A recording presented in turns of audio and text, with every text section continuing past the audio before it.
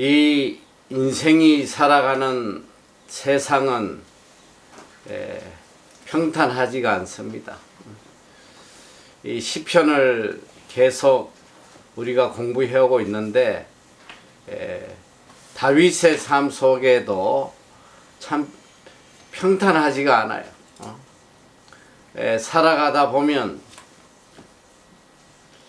내가 원치 않는 그런 환경들이 올 때가 많고, 특별히 나를 대적하고 핍박하고 괴롭히는 이런 인생들이 주위에 많이 있다는 사실입니다.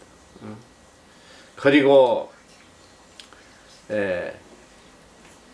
이런 환경 속에서 누구나 이제 이런 삶을 살아가야 되는데, 오늘 성경은 우리에게 무엇을 가르쳐 주고 있냐면, 이런 상황 속에서 그리스도인은 어떻게 살아야 하느냐, 우리 삶의 방향을 또 방법을 알려주고 있습니다. 사실 시편을 가만 보다 보니까 다 이런 내용이에요. 이런 이 어려운 환경 속에서 하나님을 믿는 사람은 과연 어떤 삶을 살아야 되는지 그걸 우리에게 알려주는 것입니다. 그리고 항상 결론은 어떤 궁극적인 목적을 가지고 삶을 살아갈 것이냐, 이런 결론을 늘 알려주고 있어요.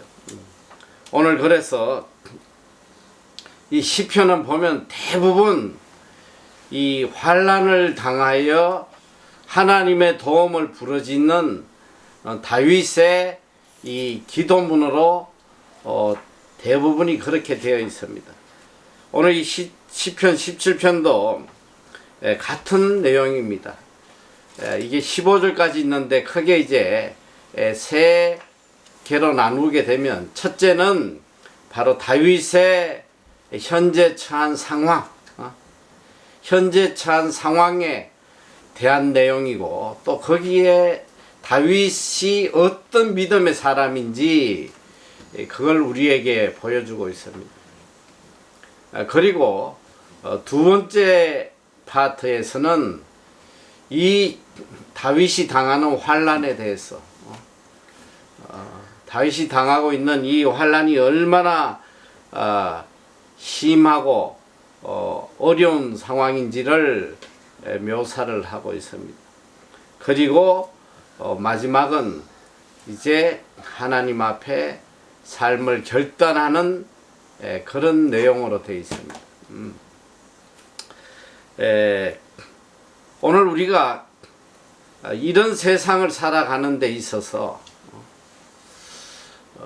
이게 역사를 막론하고 뭐 동서양을 막론하고 인간이 살아가는 삶 속에는 항상 이런 환난과 어려움이 오고 있다는 분명한 사실이에요. 근데 과연 이런 환난 속에서 인간의 힘으로 이걸 이기고 살아갈 수 있느냐? 살아갈 수가 없어요. 물론 뭐 살아가겠지. 살아가는데 그 삶이 너무 비참하게 끝을 맺으니까, 이 성경이 우리에게 가르쳐 주는 것은 이런 삶 속에서 가장 복되고 평안하고 안정된 삶을 살아가는 방법을 알려주는 것입니다. 그러니까 시편 전체에 흐르는 결론적인 내용은 뭐냐? 여호와 하나님만을 의지할 때에 이 처절한 현실 속에서도 하나님이 주시는 평안과 기쁨을 누리며 살아갈 수 있다. 이걸 들려주는 것이 시편의 내용입니다. 오늘 시편 17편도 동일한 패턴을 말씀을 하고 있습니다.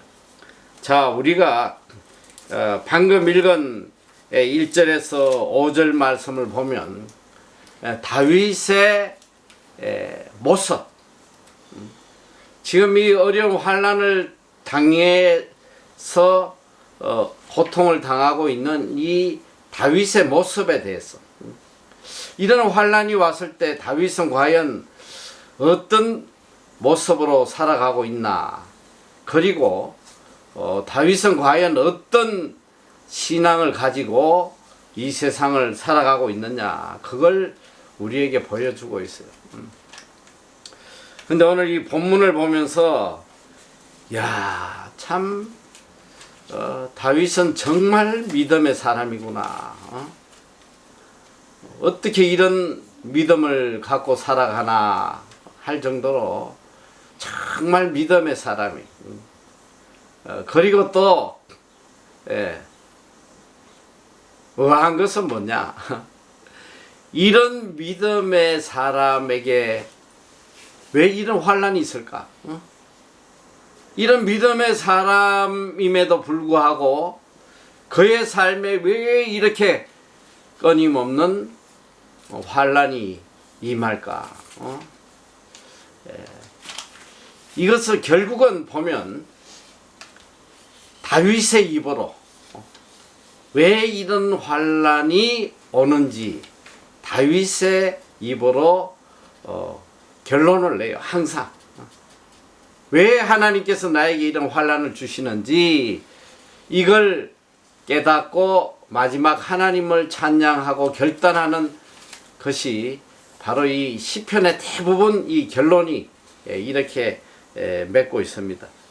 자, 오늘 이 5절까지 보면 다윗의 신앙의 모습을 보여주고 있는데 참 이 감동스러운 말씀입니다. 첫째는 보면 1절에 여호와여 정직함을 들으소서.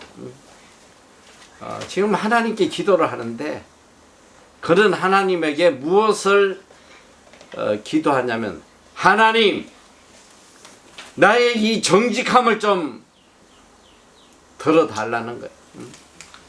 참, 하나님 앞에 이렇게 부르짖을 수 있는 믿음의 사람이 얼마나 있겠어요. 하나님, 나의 이 정직함을 좀 들어주십시오. 그리고 또 이어서 말합니다.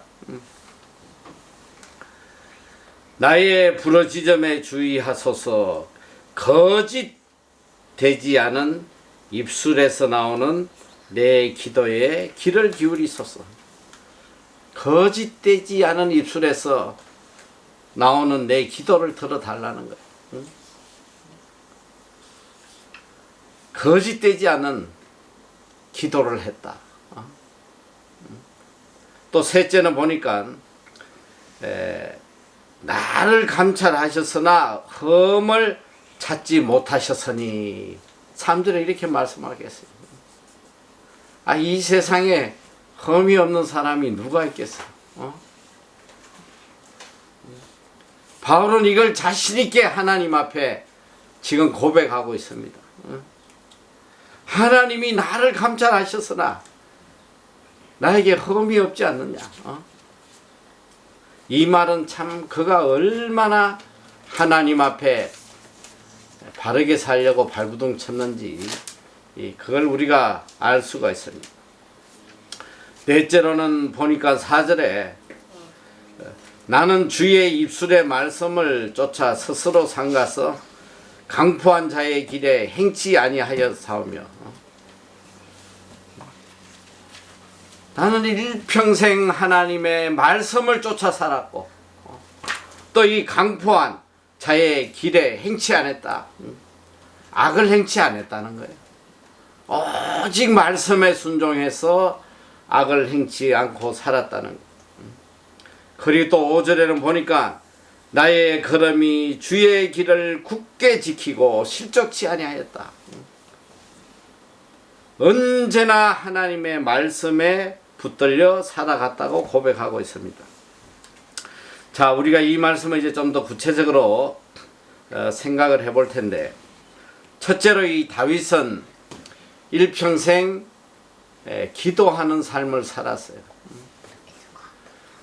어떤 환난 속에서도 그가 했던 가장 중요한 것은 뭐냐면 기도예요. 기도. 어떤 인간적인 방법을 찾아서 그 환난을 피해 보려고 애를 쓴 것이 아니다. 그는 그의 삶 속에 오는 어떤 환난 속에서도 그는 하나님 앞에 간절히 기도하는 삶을 살았다는 겁니다. 그런데 이 다윗의 기도를 자세히 보면 항상 이 세 가지 이 사실을 발견할 수 있습니다. 오늘 본문의 말씀처럼 그는 하나님 앞에 절대로 거짓된 기도를 하지 않았어요. 진실된 기도를 하나님께 올렸고, 둘째는 보면 그의 삶 자체가 항상 기도였어요. 이게 평안할 때든 환난이 왔을 때든 어떤 상황 속에서도 그의 삶 자체가 기도였다는 거예요. 항상 기도했다는 거. 오늘 여기 6절에도 보면 하나님이여 내게 응답하시겠는고로 내가 불러사오니 귀를 기울여 내 말을 들으소서. 여기 보면 내가 불러사오니, 그는 항상 이 환난 때마다 하나님을 부르는 이런 기도의 삶을 살았는데, 그가 기도할 때 항상 이 고백하는 게 뭐냐면 응답을 확신했다는 거예요. 하나님이 반드시 내 기도를 응답해 주신다는 그 분명한 확신을 갖고 기도했다는 거예요. 하나님이여 내게 응답하시겠는고로,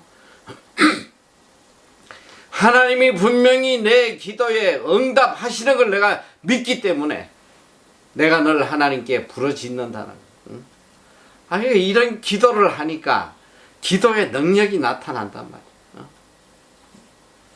적어도 이 다윗이 기도할 때는 분명한 확신, 그리고 이 기도 후에 일어날 하나님의 역사를 항상 기대하며 분명한 확신을 가지고 그는 기도했다는 것입니다. 이 다윗의 기도를 우리가 그대로 따라해야 돼요. 어떤 상황 속에서도 우리 삶 속에 기도가 끊이지 않아야 되겠고, 또 이 진실된 기도를 드려야 되겠고, 그리고 분명한 기도에 대한 하나님의 응답이 있을 거라는 이 믿음을 가지고 하나님 앞에 기도를 드려야 된다. 그렇게 기도하니까 우리가 이제 시편 150편까지 공부할 텐데, 보면 항상 결론은 다윗이 환난을 당했을 때에 그가 하나님 앞에 확신을 가지고 진실된 기도를 할 때에 결론이 항상 어떻게 끝나느냐, 하나님의 역사로 끝난단 말이에요. 하나님의 역사. 그것도 어떤 역사냐, 보면 오늘 이제 본문에도 나오는 말씀이지만 하나님의 기이한 역사, 상상할 수 없는, 인간의 머리로 도저히 상상할 수 없는 항상 기이한 하나님의 역사로 끝을 맺더란 말이에요. 그래서 참 이 시편을 공부하면서 힘이 생기는 거예요. 그리고 소망이 생긴단 말이에요. 환난이 무서운 게 아니라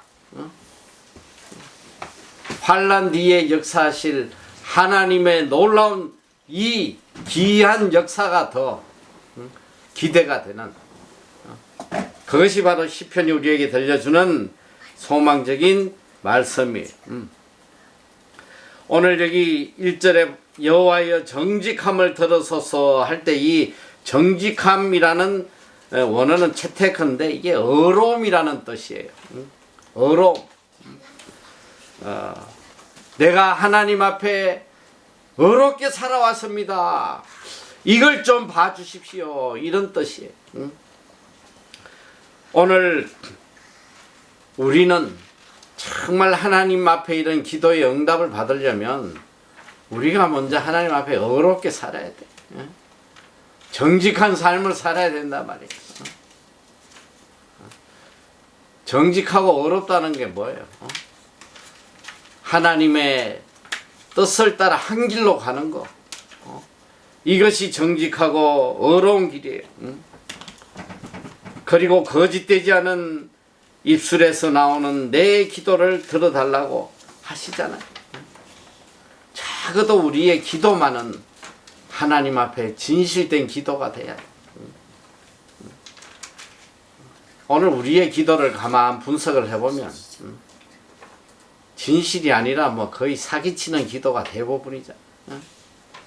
하나님 앞에 뭐 거의 헛된 맹세하고 거짓된 약속을 하고 말이죠. 적어도 우리가 하나님 앞에 드리는 기도에는 이런 진실됨이 있어야 돼요. 자, 여기 또 2절에 보니까 나의 판단을 주 앞에서 내시며 주의 눈은 공평함을 살피소서.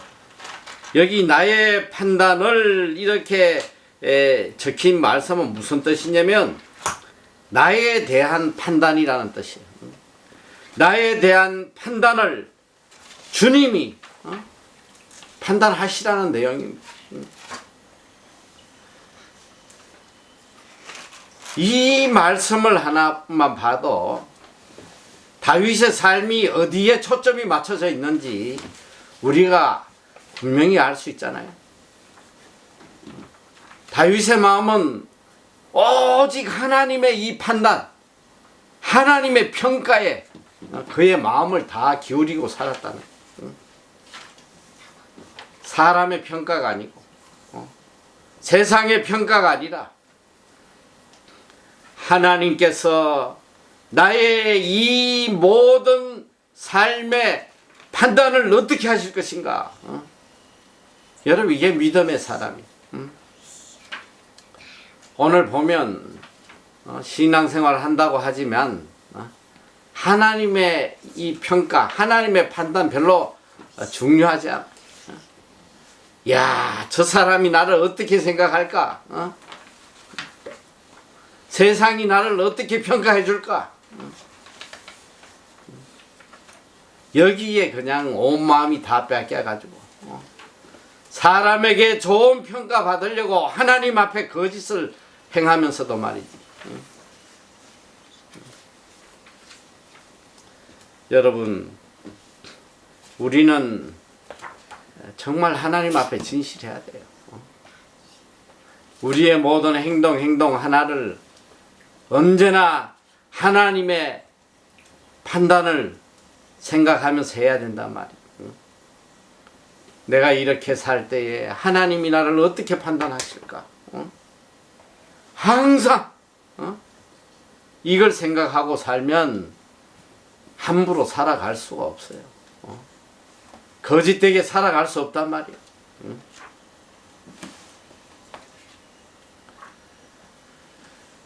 3절에 보니까 주께서 내 마음을 시험하시고 밤에 나를 권고하시며 나를 감찰하셨으니 험을 찾지 못하셨으니 내가 결심하고 입으로 범죄치 아니하리라. 하나님께서 아무리 나를 감찰하셔도 내 삶에 흠이 없었다는 거. 이야, 참 이런 고백을 누가 할 수 있겠나. 적어도 물론 다윗이 하나님 앞에 나중에는 이 바세바 때문에 큰 죄를 범합니다마는 아마도 이 시편 17편은 그 사건 이전에 기록한 게 아닌가, 뭐 저는 개인적으로 생각을 합니다. 어쨌든 이 다윗이 일평생 살아오면서 정말 하나님 앞에 흠이 되지 않는 그런 삶을 살려고 발버둥 친 사람이에요. 그리고 보니까 흠을 찾지 못하셨으니 내가 결심하고 입으로 범죄치 아니하리다. 그가 지금 여기서 결심하는 것은 내가 이제까지 허물없이 살아왔는데 내가 지금 앞으로 진짜 입으로 죄를 짓지 않겠다고 결심했다고 고백하고 있잖아요.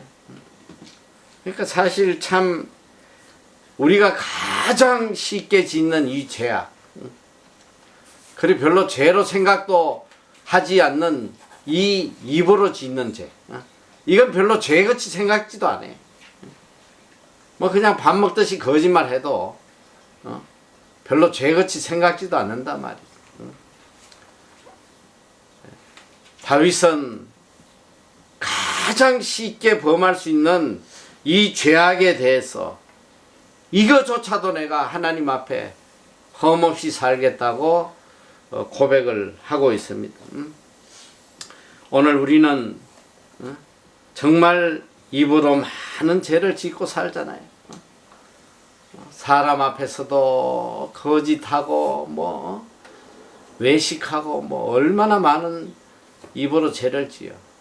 그러나 또 하나님 앞에 우리가 한탄하고 절망하고 불평하고 얼마나 입술로 많은 죄를 짓고 사는지 몰라요. 적어도 이 다윗은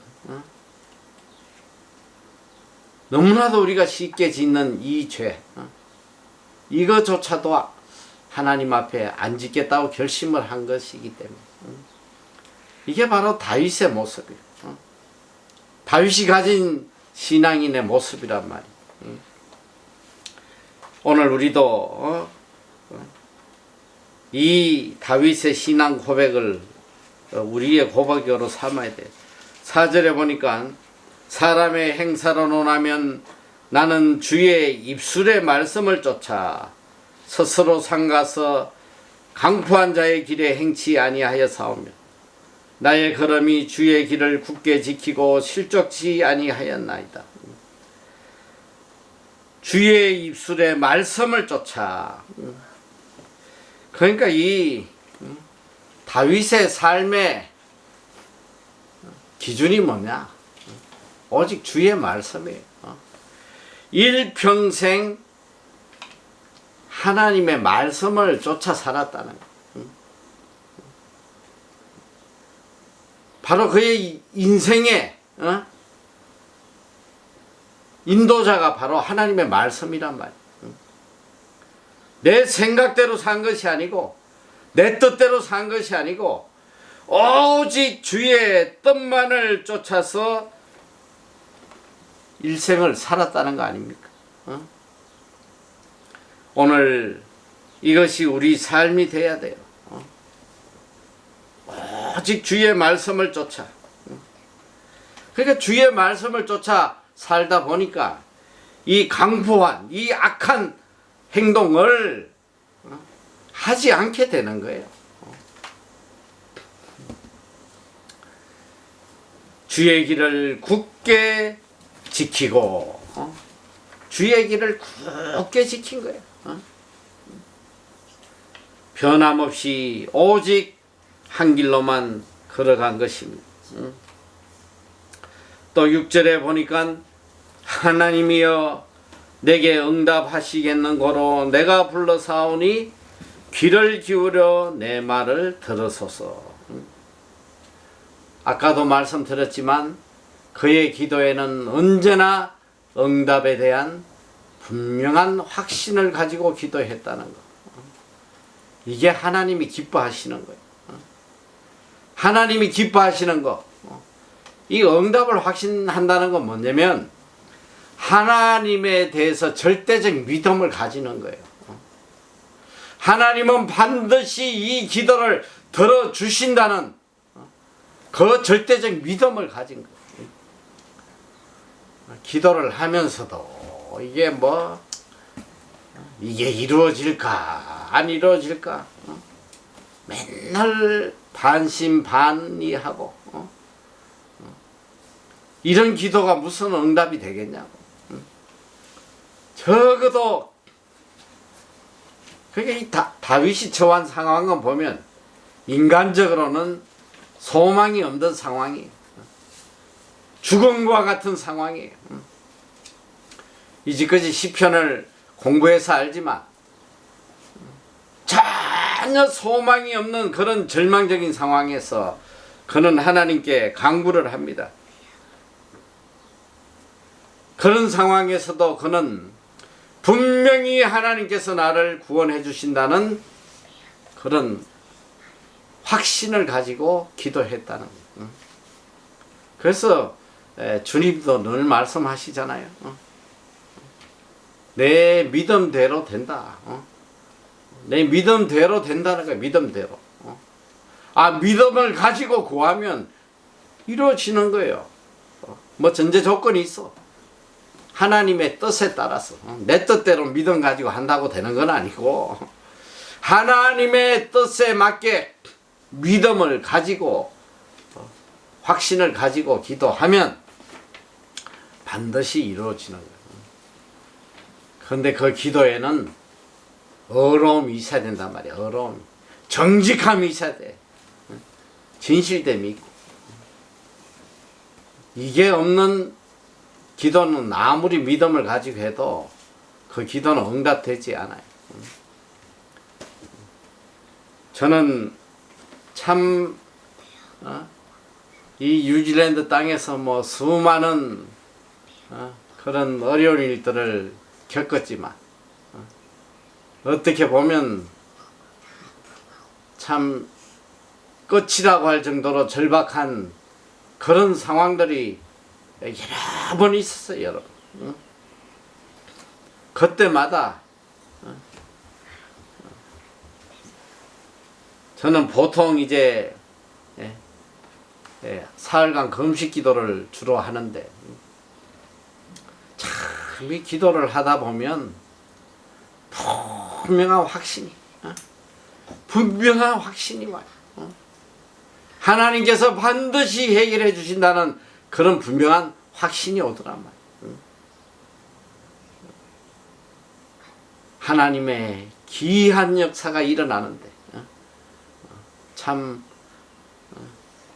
이 뭐 간증을 하면 내가 하루 종일 해도 부족한데 어쨌든 이 기도의 응답이라는 거 다윗은 이걸 깨달은 거예요. 일생을 살아오면서. 왜? 평생 체험했기 때문에. 평생 체험을 했기 때문에 어떤 환경도 그에게는 문제가 되지 않는 거예요. 기도하면 하나님이 기이한 역사를 일으키신다는 분명한 확신이 있었기 때문에. 하나님이여 내게 응답하시겠는고로. 이게 얼마나 놀라운 고백이. 하나님이 분명히 응답하실 거기 때문에 하나님께 지금 부르고 있다는 거야. 하나님을 부르고 있다는 거야. 이런 믿음만 가지면 세상 좀 편하게 살 수 있지 않겠어요? 세상을 좀 담대하게 살아갈 수 있지 않겠냐고. 이런 확신이 없으니까 뭐 기도하면서도 그냥 벌벌벌벌 두려워가지고 그냥. 자, 이런 확신의 기도를 드릴 때에 이제 하나님께서 응답하시는 거예요. 7절에 보니까 죽게 피하는 자를 그 일어난 치는 자에게서 오른손으로 구원하시는 주여, 주의 기이한 인자를 나타내소서. 자, 죽게 피하는 자, 주님께 간구하는 자, 주님만을 의지하는 자에게 하나님께서는 어떻게 하신다? 오른손으로 구원하신다는 오른손. 여러분, 성경에 이 오른손이라는 건 지난 시간에도 한 것 같은데 이 오른손은 바로 하나님의 능력을 나타내는 거예요. 하나님의 의로운 오른손으로, 하나님의 오른손으로 구원하신다. 그리고 또 보니까 주의 기이한 인자를 나타내신다. 여기 이제 기이한 인자, 이 인자는 무슨 뜻이냐면 원어로 헤세드라는 단어인데 이거 은총을 이야기하는 거예요. 은총. 하나님의 기이한 은총을 보여달라는 거예요. 그러니까 적어도 하나님을 믿고 확신하고 하나님께 간구할 때에 나타나는 두 가지 역사가 뭐냐면, 첫째는 하나님이 오른손으로 구원해 주신다는 거, 하나님의 능력으로 구원해 주시고, 둘째는 하나님의 기이한 은총이 일어난다는 거예요. 기이한 뭐냐? 기적이라는 거지. 인간의 머리와 생각으로 도저히 상상할 수 없는 기적의 역사가 반드시 일어난다는 거예요. 이게 하나님을 의지하는 자에게 나타나는 역사예요. 기이한 인자. 저는 누구보다도 이 기이한이라는 단어에 저는 감동이 큰 사람이에요. 그 시편에 보면 여러 군데 나옵니다. 여호와의 기이한 행적을 만방에 알려라. 이 기이한 행적이라는 건 뭐냐? 바로 기적이 기적. 인간의 머리로 상상할 수 없는 하나님의 역사를 이야기하는 거예요. 이 기이한 인자, 이 기이한 역사를 저는 너무 많이 체험했잖아요. 지금 적어도 뭐 한국에서도 많이 체험했지만 적어도 뉴질랜드의 지난 28년의 삶 속에서 이 기이한 역사가 끊이질 않았단 말이야. 끊이지 않았어. 지금까지. 다윗도 그의 평생 삶을 통해서 하나님의 이 기이한 역사를 평생 체험을 하고 살았기 때문에 이런 고백을 할 수 있는 것입니다. 사실 인생이 살아가면서 이런 하나님의 기이한 행적을 한 번이라도 체험한다는 거, 이거 그렇게 쉽지 않은 이야기거든요. 제가 지난번에도 이야기 한 적이 있는지 모르겠는데, 그 어느 목사님이 저한테 늘 하는 소리가 그거예요. 자기는 평생 살아오면서 많은 사람들의 간증을 들어봤다는 거예요.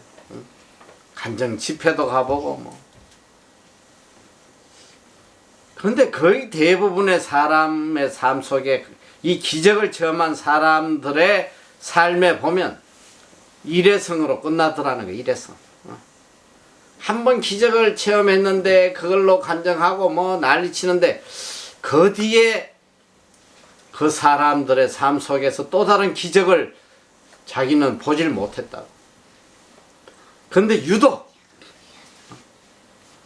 우리에게는 정말 끝없이 자기 눈으로 20년이 넘도록 봐오는데 이 기이한 행적이 끝이 없다는 거죠. 여러분, 하나님은 살아 역사하세요. 오늘 이 다윗처럼 하나님 앞에 적어도 정직하게, 거짓이 없게 확신을 가지고 하나님께 기도할 때에 하나님이 반드시 응답해 주신다는 것. 하나님의 의로운 오른손으로 구원하시고 또 이 기이한 은총을 통해서 역사를 하신다는 것. 이걸 우리가 깨달아야 됩니다. 자, 이 8절부터 이제 하나님께서 어떻게 이 구원을 이루어 가시는지 구체적으로 들려주고 계십니다. 자, 8절에 보면 나를 눈동자같이 지키시고 주의 날개 그늘날에 감추사 나를 압제하는 악인과 나를 에워싼 극한 원수에게 벗어나게 하소서. 자, 어떻게 하나님이 구원의 역사를 하시느냐? 여기 보니까 우선 다윗이 처한 상황을 보니까 나를 압제하는 악인과 나를 에워싼 극한 원수, 이 다윗을 에워싸고 있는 거지. 도저히 구원받을 길이 없는 그런 처지. 이 악한 자들이 에워싸고 있어. 근데 여기 보니까 원수인데 어떤 원수냐면 극한 원수예요. 그냥 왼수도 아니야 이거. 이 극한 왼수. 그냥 나를 보면 바로 죽일 그런 극한 왼수들이 나를 지금 다 둘러싸고 있단 말이에요. 인간적으로 보면 소망이 없는 거예요. 무슨 소망이 있겠어. 일대 천인지 일대 만인지 뭐 일대 그냥 5만 대도 그냥 죽지 살아남겠어. 그런데 이런 악인과 극한 원수들이 에워싸고 있는데 하나님이 어떻게 역사하시느냐. 여기 봤더니 첫째 보니까 나를 눈동자같이 지키시고, 둘째는 보니까 주의 날개 그늘날에 나를 감추셨다는 거예요. 하나님이 어떻게 구원하시냐. 눈동자처럼 지키시고 하나님의 그늘날에 나를 품으신단 말이에요. 그런데 참 이 성경에 읽다 보면 하나님이 우리를 보호하시는 방법을 표현할 때 이 두 표현을 자주 쓰시더라고. 눈동자처럼 지키시고 날개로 품으신다는 거. 그래서 신명기 32장 10절에서 11절에도 보면 이 광야 40년 동안 하나님이 이스라엘 백성을 어떻게 지키셨는지를 기록하고 있어요. 10절에 보면 여호와께서 그를 황무지에서 짐승에 부러지는 광야에서 만나시고 호위하시며 보호하시며 자기 눈동자같이 지키셨도다. 마치 독수리가 그 보금자리를 어지럽게 하며 그 새끼 위에 너풀거리며 그 날개를 펴서 새끼를 받으며 그 날개 위에 그것을 엎는 것 같이 독수리가 새끼를 날개로 품는 것처럼 하나님이 품어주셨다는 거예요. 그리고 눈동자처럼 지켜주셨다. 여러분, 이 눈동자는 우리 신체 중에 가장 예민한 곳이에요. 그리고 가장 철저하게 다루어야 되는. 그래서 우리 신체 중에 유일하게 카바가 있는 게 눈이야, 눈. 다른 신체는 그냥 얻어 터지면 바로 그냥 직접 얻어 터지지만 이 눈은 카바가 딱 덮어버려. 가장 중요 부위이기 때문에. 이 무슨 뜻이냐면 하나님께서 우리를 보호하시되 이렇게 조심스럽게 세밀하게 보호해 주신다는 말씀이에요. 자, 이런 분명한 하나님의 구원의 약속, 이런 악인과 극한 원수 속에서도 나를 눈동자처럼 지키시고 또 주의 날개로 품어주신다는 거. 이 말씀만 그냥 바로 깨달으면 무슨 두려움이 있겠어. 코로나가 두렵겠어. 자연재해가 두렵겠어. 하나님이 지켜주신다는데. 그리고 오늘 우리를 이 다윗을 괴롭히는 이 악인들의 모습을 구체적으로 이야기를 하고 있습니다. 자, 10절에 보니까 저희가 자기 기름에 잠겼으며 그 입으로 교만히 말하나이다. 이제 우리의 걸어가는 것을 저희가 애워사며 주목하고 땅에 넘어뜨리려 하나이다. 저는 그 움킨 것을 찢으려 하는 사자 같으며 엄밀한 곳에 엎드린 젊은 사자 같으니이다. 자, 이 다윗을 핍박하는 이 악인의 모습이 첫째는 보니까 자기 기름에 잠긴 자다. 이건 뭐냐면 이 세상의 물질적 부요 속에 빠져서 세상의 부유함에 빠져 도취돼서 오직 그것만을 추구하는 그런 악한 인간을 이야기하는 거예요. 하나님도 모르고 의로움도 모르고 오직 세속적인 이런 풍요함을 추구하는 이런 자를 이야기하는 거예요. 둘째로 보니까 이 악인은 그 입이 교만하다고 그래. 교만하다. 교만하다는 것, 성경에서 교만하다는 말은 바로 이런 뜻이에요. 하나님을 모른다는 거예요. 하나님을 무시하는 이것이 교만한 자. 셋째는 이 악한 자는 바로 의로운 자를 해치는 자들이에요. 오늘 여기 보니까 우리의 걸어가는 것을 애워사고 주목하고 땅에 넘어뜨리라 하고 그 움킨 것을 찢으라 하는 사자 같으며 엄밀한 곳에 엎드린 젊은 사자 같다. 그러니까 의로운 자, 하나님의 뜻대로 살려는 자들을 어떻게든 핍박하고 잡아 죽이고 뭉개려는 이런 자를 대표해서 이야기하는 거예요. 자, 오늘 이 말씀을 우리 삶에 비춰보면 바로 그거예요. 이 땅에서 우리가 하나님의 뜻을 따라서 의롭게 진실되게 살려고 하면 반드시 우리를 파괴시키려는 악인들이 덜끓는단 말이야. 반드시 이런 핍박자들이 생겨요.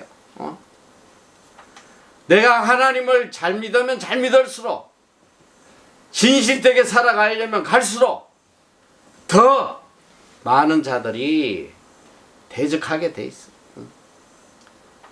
우리가 세상에 속하지 아니하고 하나님께 속해 있기 때문에 그렇단 말이야.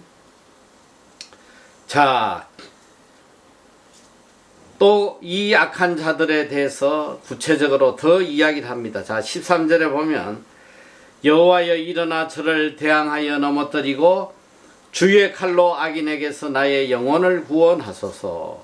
14절 여호와여 금생에서 저희 분깃을 받은 세상 사람에게서 나를 주의 손으로 구하소서. 그는 주의 제물로 배를 채우심을 잊고 자녀로 만족하고 그 남은 산업을 그 어린 아이들에게 유전하는 자니이다. 자, 이 악인에 대해서 다시 구체적으로 이야기를 하고 있습니다. 이 악인은 일단은 어떤 모습이냐면 바로 이 젊은 사자 같아. 젊은 사자의 이 포악함이 얼마나 크겠어.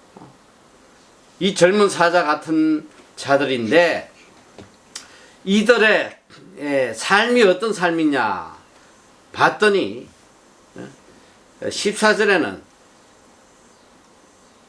검생에서 주의 분깃을 받은 세상 사람이다 이렇게 표현하고 있어. 검생에서.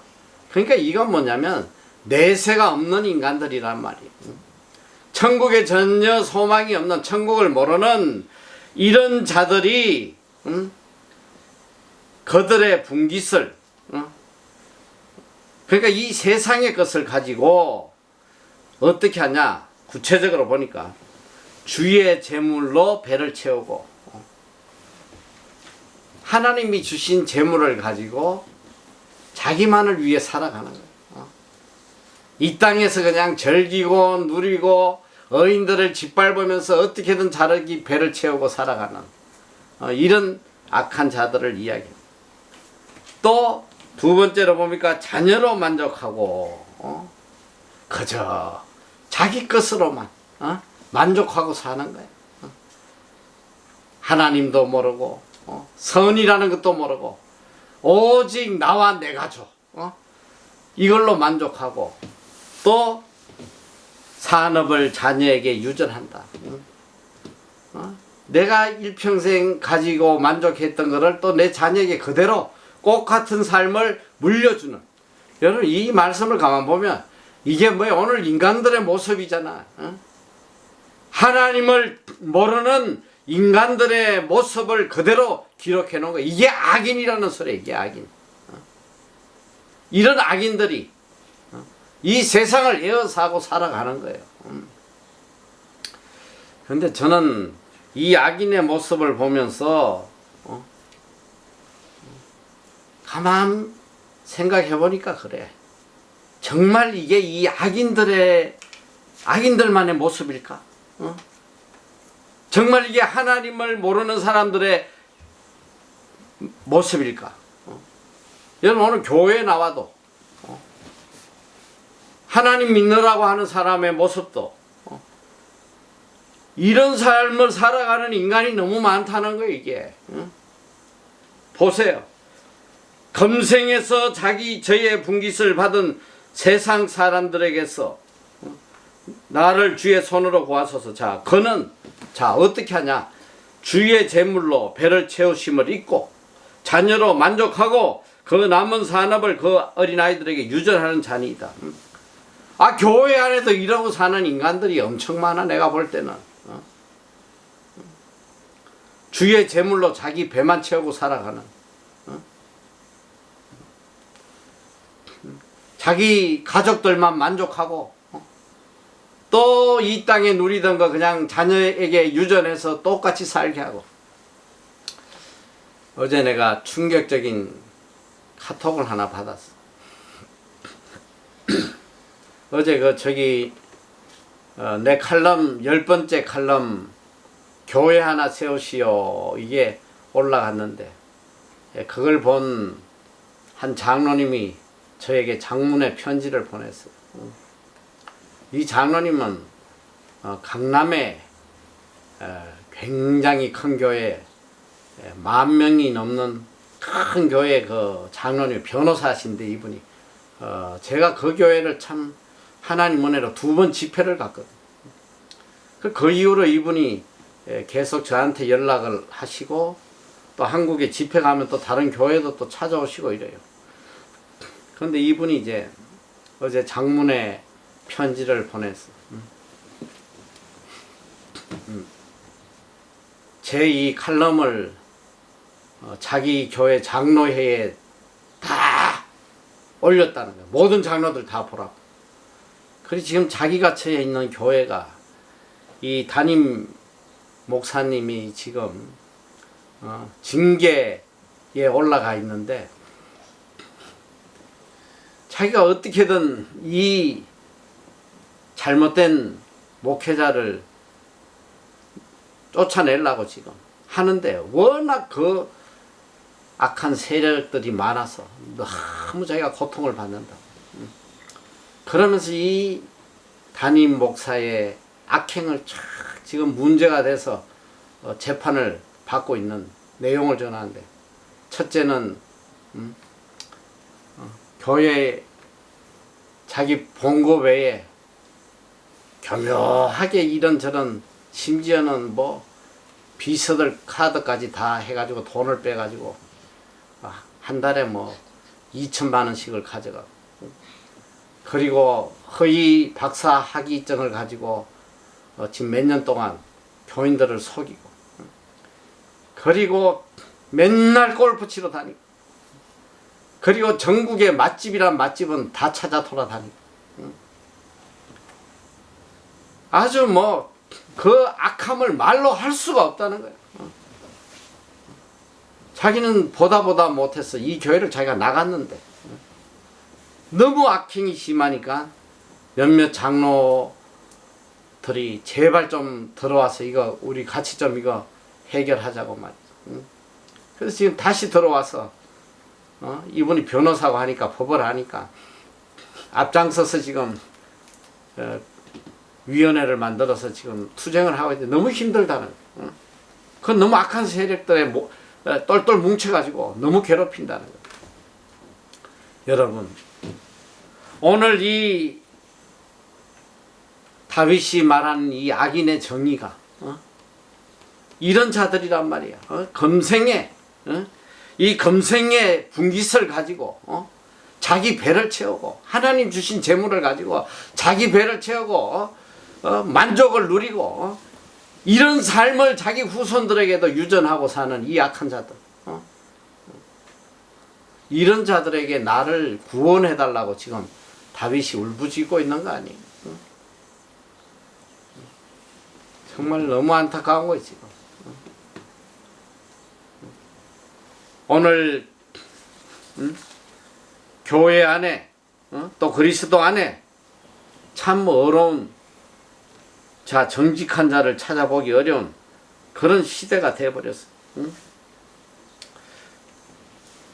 그리고 본인은 이 말은 뭐냐, 결국 나는 절대로 그렇게 살지 않겠다는 거예요. 오직 하나님 한 분으로, 하나님 한 분만 의지하고 말씀대로 살아가겠다는 그의 바람이잖아요. 그리고 마지막 결단을 이야기합니다. 15절, 나는 어려운 중에 주의 얼굴을 보리니 깰 때에 주의 형상으로 만족하리이다. 이 마지막 한 절에 그의 정말 놀라운 결단이 거기에 숨어 있어. 자, 첫째는 어려운 중에 주의 얼굴을 보겠다. 이게 뭐예요? 나는 일평생 어렵게 살겠다는 거예요. 나는 오직 하나님 앞에 어렵게 살아가지고 주의 얼굴을 보겠다는 거예요. 나의 간절한 소망, 나의 인생의 궁극적인 목적은 하나님 앞에 어렵게 살아서 하나님을 볼 수 있는 그런 삶을 살아가겠다는 거 아니에요. 그리고 더 놀라운 그의 고백입니다. 깰 때에 주의 형상으로 만족하리이다. 여기 깰 때라는 건 뭐야? 죽음 이후의 영원한 세계를 그가 바라보고 있는 것입니다. 내가 이 세상을 떠나 죽음 후에 다시 깨어날 때에, 그는 부활신앙을 갖고 있는 사람이에요. 다시 깨어날 때에 주의 형상으로 만족하리다. 부활하고 하늘나라에서 하나님의 얼굴을 보는 그 만족함으로 나는 이 세상을 살아가겠다는 거예요. 얼마나 귀한 고백이에요. 오늘 이게 우리의 고백이 돼야 돼요. 이 세상에 참 말로 할 수 없는 환난과 억울한 사건들이 내 삶 속에 끝없이 이어질지라도 나는 구원자 대신 오직 하나님 한 분을 붙들고 하나님 앞에 어렵게 정직하게 살아가지고 나는 영원한 나라에서 하나님의 얼굴을 보는 그 소망을 가지고 이 땅에서 나는 살아갈 것이다. 얼마나 아름다운 고백이냐 말이야. 여러분, 이게 우리의 고백이 돼야 돼. 이 믿음으로 살아가야 된단 말이야. 이런 영원한 소망을 붙들고 살아가면 이 세상에 그 어떤 삶도 문제될 게 없단 말이에요. 오히려 환난 속에 하나님의 더 놀라운 능력을 체험하잖아요. 어려우면 어려울수록 더 하나님의 따뜻한 이 손길, 하나님이 품어주시는 이 따뜻한 은혜를 더 체험하고 느끼며 살아갈 수 있잖아요. 이게 바로 믿음의 사람의 길입니다. 환경을 초월하여 오직 하나님과 동행하고 일평생 정직한 기도로 하나님과 함께하는 이 삶이 세상을 이기는 삶이요, 세상을 복되게 살아가는 삶이요, 또 영원한 천국을 향해 나아가는 길입니다. 이 믿음으로 승리하는 여러분 다 되시기를 축원합니다. 기도하겠습니다.